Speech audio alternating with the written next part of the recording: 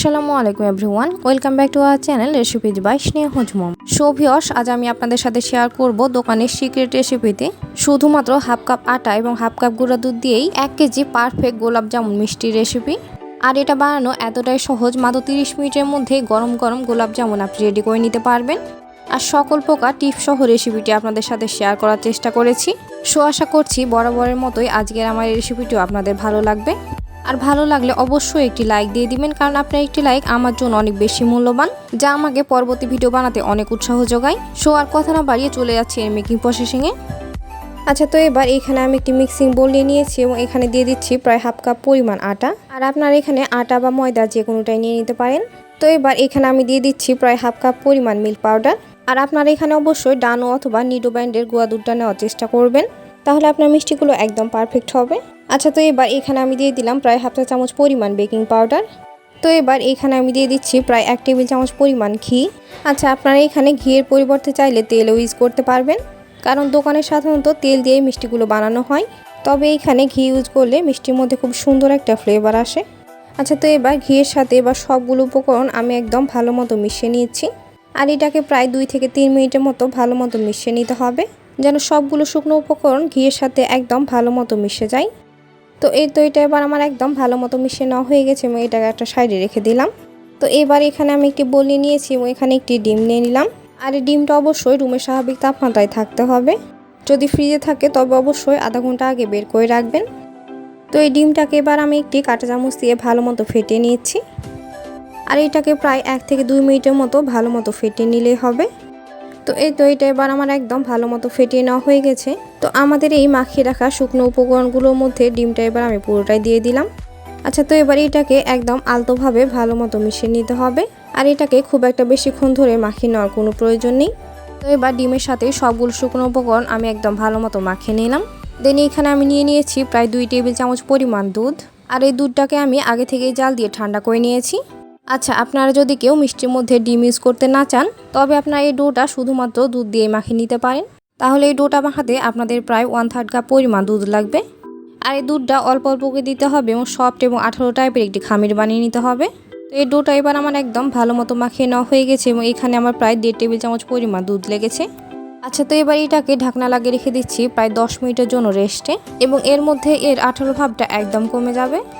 তো আমরা এর ফাঁকে মিষ্টি শিরাটা তৈরি করে নিব। এজন্য এখানে আমি দিয়ে দিচ্ছি প্রায় 1 কাপ পরিমাণ চিনি এবং সাথে দিয়ে দিচ্ছি প্রায় 3 কাপ পরিমাণ পানি। সো ভিউয়ার্স, আপনারা যারা ভিডিওটি দেখছেন তারা অবশ্যই স্কিপ না করে দেখবেন, কারণ আমি আমার রেসিপিগুলোর মধ্যে অনেকগুলো টিপস দিয়ে থাকি। সেগুলো ফলো করলে আপনি আর কখনোই মিষ্টি বানাতে গিয়ে ফেল হবেন না। তো এবার এখানে আমি প্রায় 3 কাপ পরিমাণ পানি এর মধ্যে দিয়ে দিয়েছি। তো এবার এই শিরাটাকে জাল দিয়ে এর মধ্যে একটা বলক উঠিয়ে নিতে হবে। আর এটাকে 1 তার বা 2 তার করে নেওয়ার কোনো প্রয়োজন নেই, জাস্ট শিরার মধ্যে বলক উঠিয়ে নিলেই হবে। তো এবার আমার শিরাটা একদম পারফেক্টলি রেডি। তো এবার আমি চুলাটা বন্ধ করে এটা ঢাকনা লাগিয়ে একটা সাইডে রেখে দিচ্ছি। তো ইতিমধ্যে মিষ্টির ডোটা একদম পারফেক্টলি রেডি, এর মধ্যে স্টিকি ভাবটা আর একদমই নেই। আর এটাকে এবার আমি একটু চেক করে দেখিয়ে দিচ্ছি। সো আশা করছি আপনারা দেখে নিশ্চয়ই বুঝতে পেরেছেন। তো এবারে মিষ্টির ডোটা থেকে কিছুটা অংশ উঠিয়ে 2 হাত দিয়ে ঘুরিয়ে এটাকে রাউন্ড শেপে তৈরি করে নিতে হবে। আর এই মিষ্টিগুলো আপনি যে এরকম সাইজের বানাতে চান, এই বলগুলো সেমও একই রকমভাবে ছোট অথবা বড়োভাবে বানিয়ে নেবেন। আর আজ আমি এই মিষ্টিগুলো একটু মাঝারি সাইজের বানাবো, তাই একটু ছোট সাইজের বল বানিয়ে নিলাম। তবে এই মিষ্টিগুলো তৈরি হয়ে যাওয়ার পর এগুলো কিন্তু 3 গুণ বড় হয়ে যাবে। তো এবার আমার একটি মিষ্টি তৈরি করে নেওয়া হয়ে গেল। আর এই মিষ্টিগুলো কিন্তু অবশ্যই একদম ক্র্যাকলেসভাবে বানাতে হবে, নইলে মিষ্টিগুলো আপনি যখন তেলে দিবেন তখন মিষ্টিগুলো কিন্তু ফাটতে শুরু করবে। তো আবারও একটি মিষ্টি আমি তৈরি করে নিচ্ছি এবং আপনাদের সুবিধার জন্য ভালো মতো দেখিয়ে দিচ্ছি, যেন আপনাদের বুঝতে কোনো অসুবিধা না হয়। তো এবার সেমভাবেই আমি সবগুলো মিষ্টি বানিয়ে নিয়েছি। আর এইখানে আমার প্রায় 20টার মতো মিষ্টি হয়েছে। তো এগুলো এবার ভেজে নেওয়ার পর বেশিক্ষণ অপেক্ষা না করে এগুলোকে এবার ফ্রাই করে নিতে হবে। এজন্য চুলায় আমি একটি প্যান বসিয়ে দিয়েছি এবং পরিমাণ মতো তেল দিয়ে নিয়েছি। আর তেলটা ঠিক কতটা গরম হয়েছে আমি কিন্তু হাত দিয়ে চেক করে দেখে নিয়েছি। যদি দেখেন তেলটা গরম আছে কিন্তু বেশিক্ষণ রাখতে পারছেন না, তাহলে বুঝবেন তেলটা একদম পারফেক্টলিভাবে গরম হয়েছে। তেলের ঠিক এইরকম টেম্পারেচারে আমি মিষ্টিগুলো দিয়ে নিচ্ছি এবং একে একে সবগুলো মিষ্টি আমি এর মধ্যে দিয়ে দিলাম। আর এই সময় চুলা আঁচটা আমি কিন্তু একদম লো হিটে রেখেছি। আর এই সময় অবশ্যই মিষ্টিগুলো কিন্তু কোনোভাবেই নাড়ানো যাবে না, এটাকে জাস্ট হ্যান্ডেলটা ধরে কয়েকবার জাস্ট নাড়িয়ে দিবেন এবং এর সময় কিছুক্ষণের মধ্যেই দেখবেন মিষ্টিগুলো উপরে উঠতে শুরু করবে। এবং মিষ্টিগুলো অনেকটাই ফুলতে শুরু করবে। আচ্ছা, আপনার মিষ্টিগুলো কতটা পারফেক্ট হবে সেটা পুরোটাই নির্ভর করছে আপনি মিষ্টিগুলো কতটা ভালো মতো ভেজে নেবেন এর উপর। আর আপনি যদি মিষ্টিগুলো না ভালো মতো ভেজে নেন তাহলে আপনার মিষ্টি কিন্তু কখনোই পারফেক্ট হবে না। তাই আমি এই মিষ্টিগুলো ভেজে নেওয়ার পুরো প্রসেসিংটা আপনাদের ভালো মতো দেখিয়ে দিচ্ছি যেন আপনাদের বুঝতে কোনো অসুবিধা না হয়। আচ্ছা, এই মিষ্টিগুলো যখন সবগুলোই তেলের উপরে উঠে আসবে তখন এগুলোকে একটি স্পুনের সাহায্যে ভালো মতো নাড়িয়ে দিতে হবে।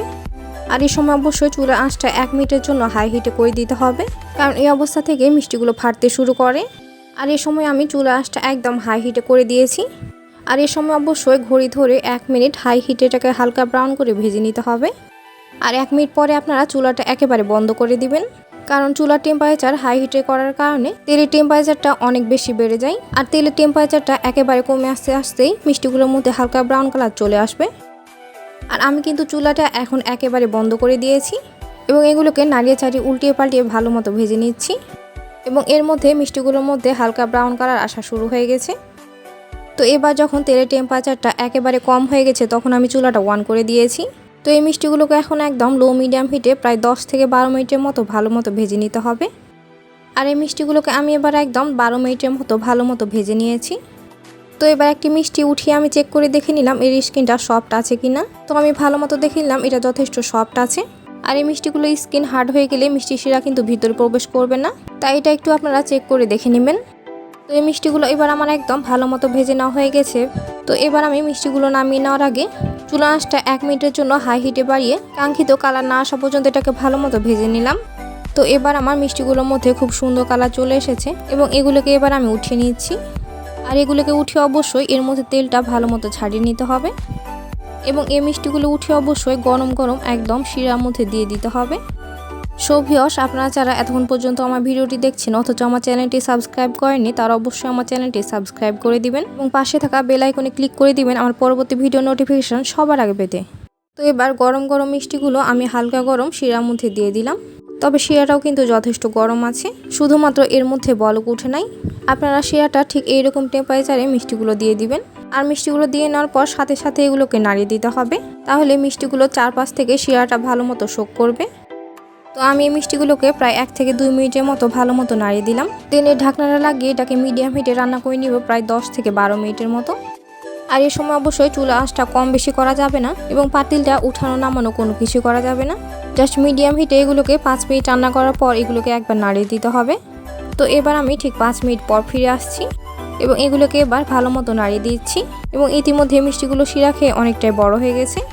তো এবার আমি ফিরে আসছি আবারও 5 মিনিট পর। তো এর মধ্যে মিষ্টিগুলো মাশাআল্লাহ শিরা খেয়ে একদম রসে ভরা টইটুম্বুর হয়ে গেছে। তো এবার আমি চুলাটা বন্ধ করে এগুলোকে এবার ঢাকনা খুলে পুরোপুরি ঠান্ডা হয়ে আসা পর্যন্ত এভাবে রেখে দিচ্ছি। তবে মিষ্টিগুলো এখনই কতটা সফট হয়েছে আমি এবার একটি চেক করে দেখিয়ে দিচ্ছি। তো আশা করছি আপনারা দেখে নিশ্চয়ই বুঝতে পেরেছেন। তো এবার আমি ফিরে আসলাম ঠিক 1 ঘন্টা পর। তো ইতিমধ্যে মিষ্টিগুলো পুরোটাই শিরা শোক করে নিয়েছে এবং এই মিষ্টিগুলো কতটা রসালো হয়েছে আমি এবার একটি চেক করে দেখিয়ে দিচ্ছি। তো আশা করি আপনারা দেখে নিশ্চয়ই বুঝতে পেরেছেন। আচ্ছা, তো এবার এই মিষ্টিগুলো আপনারা এভাবে ওভারনাইট রেখে দিতে পারেন অথবা যারা গরম গরম মিষ্টি খেতে পছন্দ করেন তারা এভাবেই খেয়ে ফেলতে পারেন। তো এবারে মিষ্টিগুলোকে আমি এভাবে গরম গরম সার্ভ করে নিচ্ছি। আর এই মিষ্টিগুলো কতটা আকর্ষণীয় হয়েছে আশা করি আপনারা দেখে নিশ্চয়ই বুঝতে পারছেন। সো এর মাঝে তৈরি হয়ে গেল আমার দোকানের মতো নরম তুলতুলে গোলাপ জামুন মিষ্টি। সো ভিউয়ার্স, রেসিপিটি ভালো লাগলে বাসায় একবার অবশ্যই ট্রাই করবেন এবং রেসিপিটি কেমন লাগলো অবশ্যই একটি কমেন্ট করে জানাবেন। এবং এই ধরনের আরও অনেক ভিডিও পেতে আমার চ্যানেলটি অবশ্যই ভিজিট করে নেবেন, কারণ অসংখ্য মিষ্টি ভিডিও আমি আমার চ্যানেলে শেয়ার করে রেখেছি। সো এই মিষ্টির ভিতরটা কী পরিমাণ সফট এবং জুসি হয়েছে আমি এবার একটি চেক করে দেখিয়ে দিচ্ছি। তো আশা করছি আপনারা নিশ্চয়ই বুঝতে পেরেছেন। So enough for today. সবাই সুস্থ থাকবেন, ভালো থাকবেন। এতক্ষণ সাথে থাকার জন্য সবাইকে অসংখ্য ধন্যবাদ। আসসালামু আলাইকুম। আল্লাহ হাফেজ।